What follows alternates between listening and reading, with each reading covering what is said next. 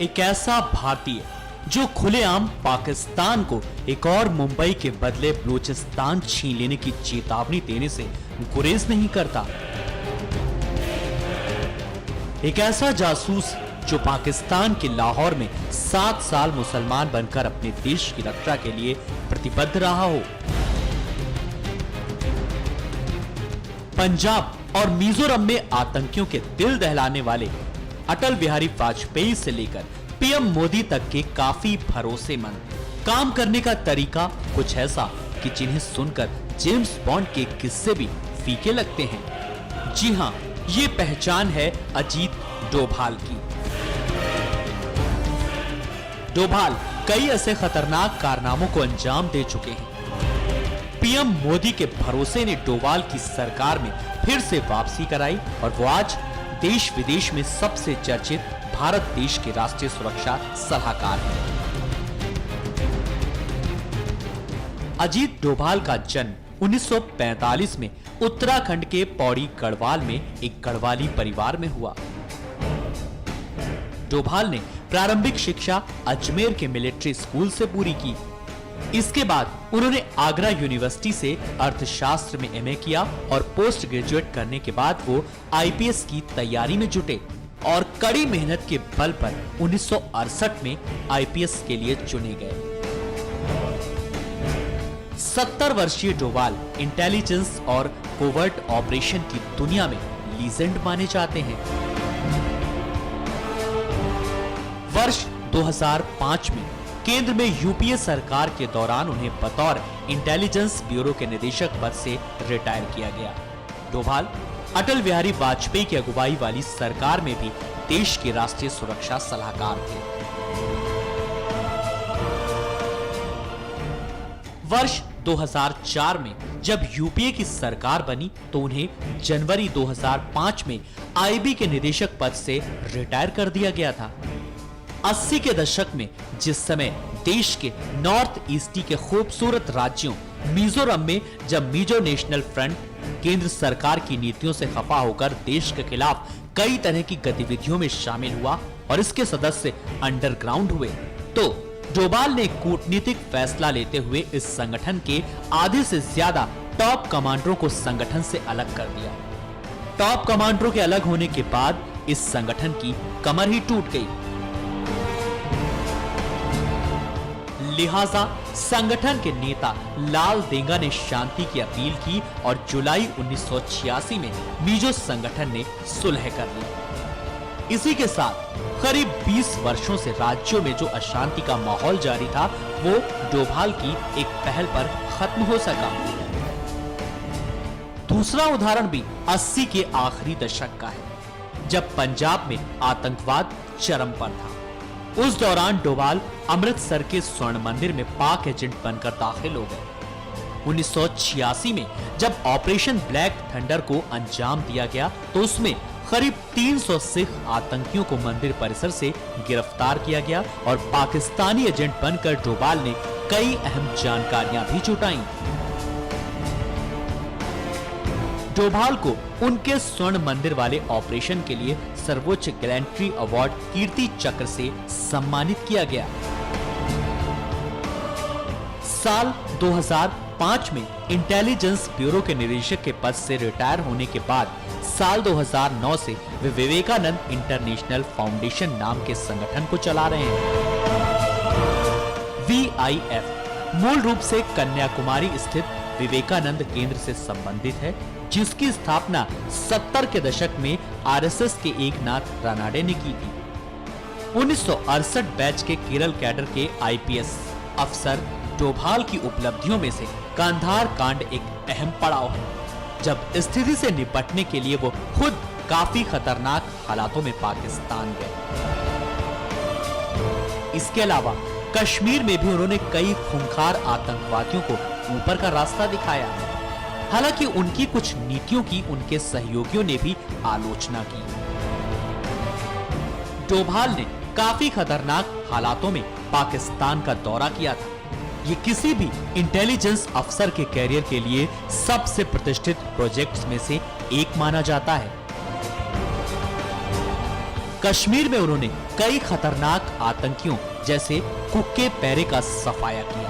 उनकी कुछ नीतियों की उनके सहयोगियों ने आलोचना भी की, लेकिन उन्हें तारीफ भी खूब मिली।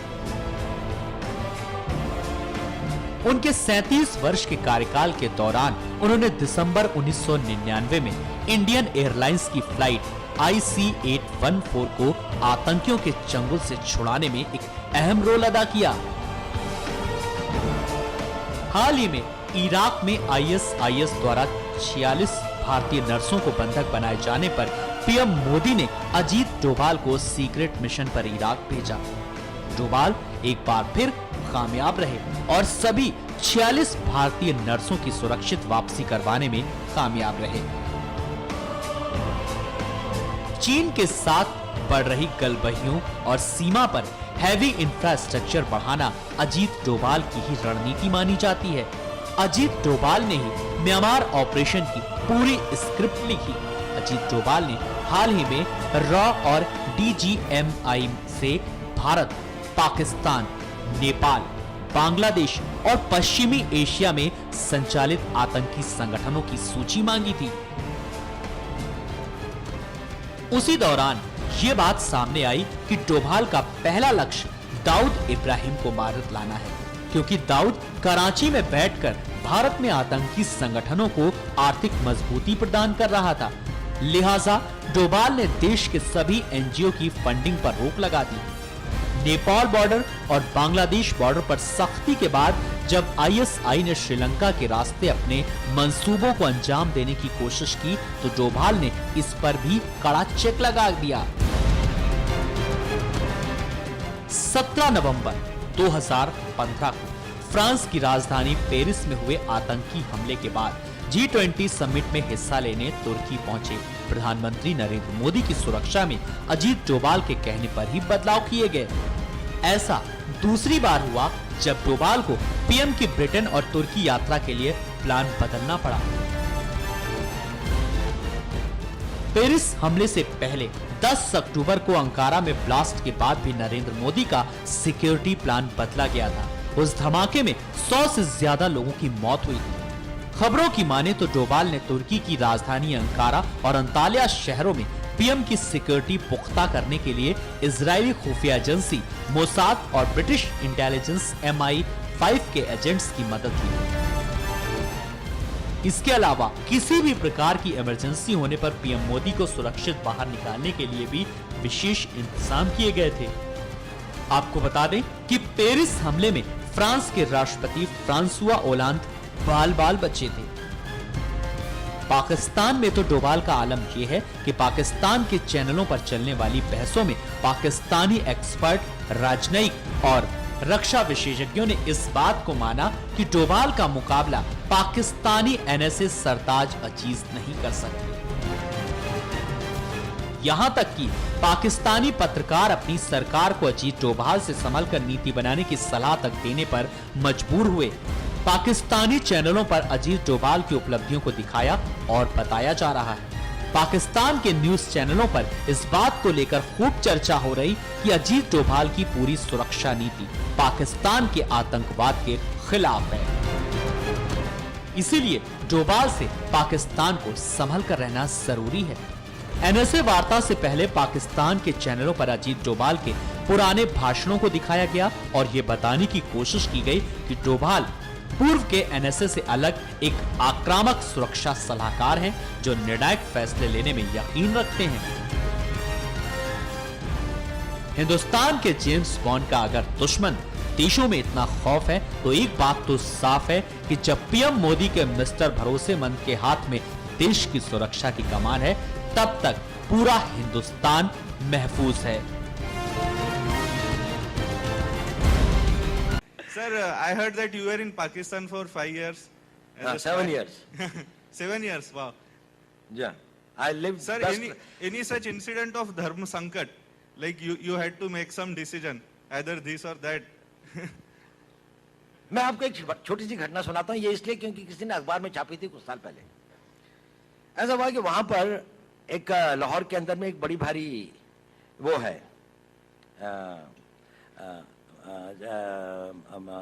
औलिया की एक मज़ार है जिस पे बहुत सारे लोग आते हैं। तो नेचुरली मैं क्योंकि एक मुस्लिम उसमें रहता था और एक उसके साथ में रहता था, तो मैं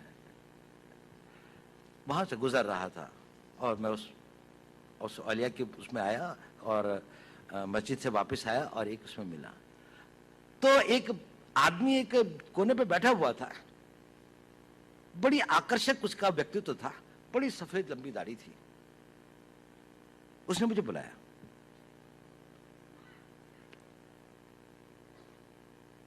उसने कहा, तुम हिंदू हो?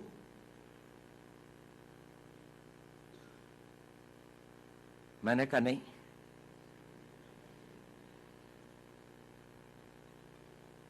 कहता मेरे साथ आओ। मैं उसके साथ चला गया। वो मुझे 2-4 गलियां ले जाके एक छोटे से कमरे में ले गया। उसने दरवाजा बंद कर दिया। उसने कहा, देखो तुम हिंदू हो। मैंने कहा, आप क्यों कहते हैं ये? कहने उसने कहा, देखिए आपके कान छिदे हुए हैं। अब पता नहीं, बचपन में हमारे यहाँ एक प्रथा है, मैं जहाँ का रहने वाला हूँ, कि कानों को छेदने के एक कर्ण वेदन का एक वो होता है, एक वो है। अब शायद कम हो गई है, लड़कों की नहीं, अब लड़कियों की होती है, लेकिन मेरे टाइम पे लड़कों की भी होती थी। तो मैंने कहा हाँ ये तो है कि मैं जब पैदा हुआ था तो था। मैंने कहा मैं बाद में कन्वर्ट हुआ। उसने कहा तुम बाद में भी कन्वर्ट नहीं हुए। खैर उसने कहा कि इसकी प्लास्टिक सर्जरी करवा लो, इस तरह से घूमना ठीक नहीं है। मैंने कहा अच्छा। खैर वो मैंने करवा ली या नहीं करा, इसके बाद में भी है, दिखाई देते हैं, कम दिखाई देते हैं पर दिखाई देते हैं। लेकिन मैंने कहा ये बताइए, इतनी सूक्ष्म दृष्टि और इतना नहीं, मैंने नहीं कहा, उसने कहा। उसने कहा देखो पता है मैंने ये ऐसा क्यों कहा? मैंने कहा क्यों?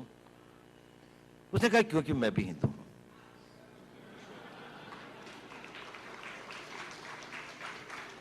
और उसने कहा कि देखो मेरा सारा परिवार इन लोगों ने मार दिया था, मैं यहां पर किसी तरह से अपने दिन काट रहा हूं।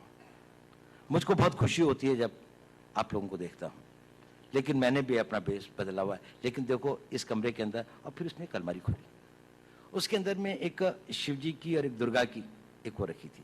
उसने कहा देखो मैं इनकी पूजा करता हूँ, लेकिन बाहर जाकर मस्जिद के अंदर में सब लोग मेरे को यहाँ का एक रिस्पेक्टेड उलेमा समझ लीजिए, उलेमा तो नहीं लेकिन वो समझ लीजिए, मतलब रिलीजियस मैन की तरीके से वो करते हैं। ये एक छोटी सी घटना है, लेकिन बड़ी मेरे को वो लगी। कभी मेरी में इच्छा भी होती थी कि मैं उनकी कोई मदद कर सकता या हो सकता, लेकिन कभी ऐसा हुआ नहीं, लेकिन वो ऐसा था।